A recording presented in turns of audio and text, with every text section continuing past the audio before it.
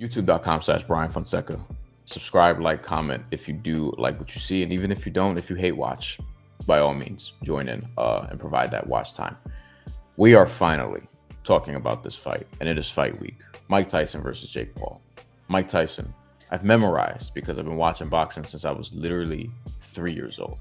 I've had burned into my memory 50-6 with 44 knockouts. That's Mike Tyson's record. I've known that since his last fight, and it was in 2005. He was about to turn 39 at the time. He was 38, and he retired from boxing. And he was old then. He was considered old then in terms of boxing. He's going to return to the ring for the first time in nearly 20 years in a sanctioned bout. So that's not including the exhibition with Roy Jones Jr. during the pandemic that we saw a few years ago. And then you have Jake Paul on the other side, who's young enough to be his son. He's 27. He'll be 28 in January. He's 10-1 with 7 knockouts and a very unspectacular resume, which he's been panned for, which we can get into that a little bit. But this fight is actually happening. 8 rounds, Dallas, Texas, Netflix, 2-minute rounds, not 3-minute rounds. Because God, I mean, if one of the dudes, Mike Tyson in this case, has an ulcer on a plane leading up to this fight, the first time it was supposed to happen in July 20th, and they have to push it back 4 months, like, yes, you probably can't do 3-minute rounds. And Jake Paul, as we've seen, he's not a beacon for stamina either. But this fight is happening, and I am very intrigued by it. I am. Betting-wise, for those of you interested, Mike Tyson was at one point plus 500-ish as an underdog, and that price is coming down rapidly. Jake Paul, who was a massive favorite months ago, that has since been coming down because a lot of money has been coming in on Mike Tyson leading up to this fight, which is to be expected because, after all, you just can't shake the fact that he's been Mike Tyson before. And even though he was undisputed heavyweight champion of the world before I was born, he's still Mike Tyson and is a legend among legends, and is not somebody you want to see lose to Jake Paul if you're a pure boxing fan. But it might happen. Let's talk about it. The age is important. Again, there's a 31-year age gap here. Mike Tyson is 58 years old. Mike Tyson is 58 years old. This is why I think Jake Paul has more to lose in this fight. Let's get into this first. If Mike Tyson wins this fight, Jake Paul's boxing ambitions, I don't know if they're over, but they take a massive hit because we can all acknowledge that Mike Tyson is not the same Mike Tyson right now. He's been out of the ring for 19 years. He's almost 60 years old. And if Jake Paul loses his fight, I do think it's probably going to be by knockout. I'm not sure Mike Tyson's going to win a whole bunch of rounds here unless, he gets a couple knockdowns and doesn't sort of finish off Jake Paul. But people say power is the last thing to go. I don't know if that's always the case with certain guys, but for heavyweights, it often is. And Mike Tyson has, at the very least, he has old man strength. Now, you can joke and say he needs to get Jake Paul out of there early, but Jake Paul, he's faded late in fights. And the time difference is going to be noticeable here because it's not 3-minute rounds, 2-minute rounds.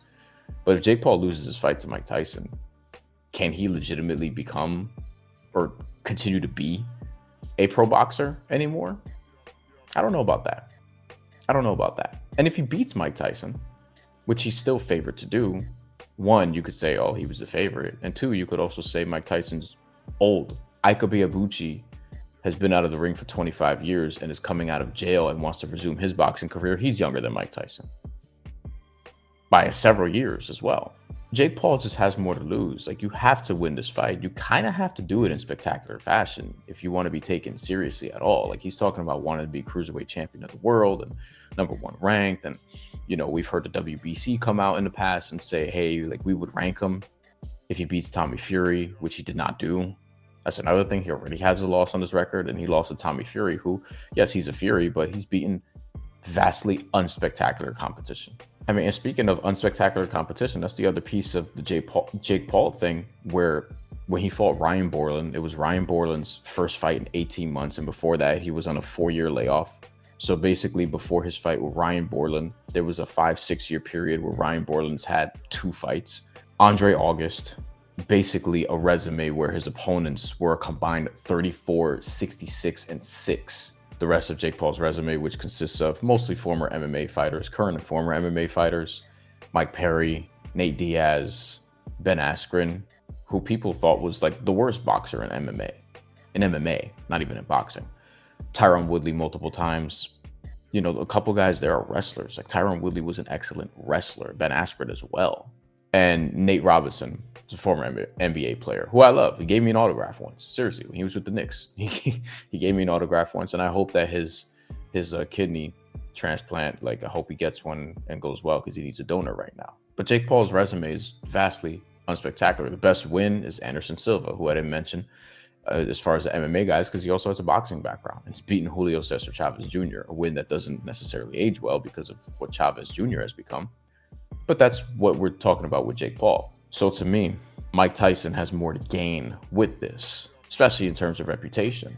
But Jake Paul has more to lose in this fight. Now, in terms of the fight dimensions, Jake Paul will have the height and reach advantage. He's 6'1", 76-inch reach. Mike Tyson is 5'10" with a 71-inch reach. Mike Tyson weighed between 220, 230 from a lot of his career, especially toward the end of it.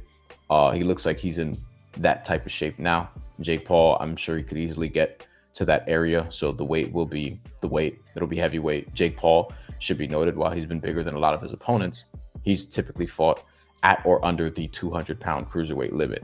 In fact, early on, a lot of times he was like 187, 192, sort of in that range. In the last couple fights, he's been right at that 200-pound limit or right under it. So expect him to be a little bit bigger for this fight against Mike Tyson, because he's going to need to be. And ultimately, I think that, you know, we know what it is with Mike Tyson. Peekaboo style, a lot of head movement, high energy in spurts. So we're going to see how his gas tank holds up. Same thing with Jake Paul's gas tank, but he's going to deploy a different style. He's going to try to box from range and lean heavily on that overhand right, that right hook over the top. That's his money shot. That's the shot that he uses to put people to sleep. And we'll see what happens if and when it does connect with Mike Tyson. I'm sure Mike Tyson knows what the strengths are, and it's just having the ability to evade that punch. He's going to be throwing hooks on the inside. He's a better body puncher, even now, I would say, at this stage. So it's going to be fascinating to see. I think a lot of people will be sentimentally rooting for Mike Tyson, and also from a boxing purist perspective, yes, there are going to be a lot of people who prefer Mike Tyson win this. I would just say be prepared in the event that doesn't happen, because age is age. There's a non-zero chance that Mike Tyson can't finish the fight due to injury, and we have an underwhelming technical decision. And there's also a non-zero chance that he knocks out Jake Paul with one of the first shots he lands, because he still has that old man strength. I already have bet there to be a knockdown in this fight. I think there could be 2 knockdowns in this fight. That's plus money at a couple different books, depending on where you're located. I don't know who's going to win this fight. I want to say I think Mike Tyson will, but it feels like the smarter bet. It feels like the smarter choice would be with Jake Paul. But I also can't shake the fact, like, am I really going to take Jake Paul, even at this stage, to knock out Mike Tyson or to beat Mike Tyson? I think Mike Tyson has a better shot at winning this by knockout than he does on points, unless he gets multiple knockdowns that Jake Paul, you know, recovers from. We haven't seen Jake Paul tested in that particular way. His fight with Tommy Fury wasn't one where he was getting battered around. He was getting countered and things like that. And he did drop Fury late. He tends to, you know, have power that carries late in the rounds. We've seen him drop Anderson Silva late in the fight. We've seen him drop Tommy Fury late in the fight. But ultimately, I think that this is legitimately a toss-up. And the circus of it, the spectacle of it is very interesting. But I do think somebody goes down, maybe both guys, but somebody goes down at the very least. And I'd be interested in, from a prediction perspective, from a betting perspective, Mike Tyson by knockout, technical knockout, because I think if he wins, it almost has to be that way. Jake Paul to get knocked down and win is plus 550 at one particular book. They don't sponsor this, so I can't really, you know, but you can find that. I know people would probably prefer that I actually make a pick and stop stalling here, so I'll just go with Mike Tyson, because I can't just bring myself to take the other side in this. Maybe I'll be wrong, but who cares? It's prediction. Who gives a shit? Hope you enjoyed the video. Like, comment, subscribe. We'll have more, including Amanda Serrano, Katie Taylor, second time. Definitely going to talk about that. That'll probably be the fight of the night, and that'll be the co-feature of this card. More to come very soon. Thanks for watching.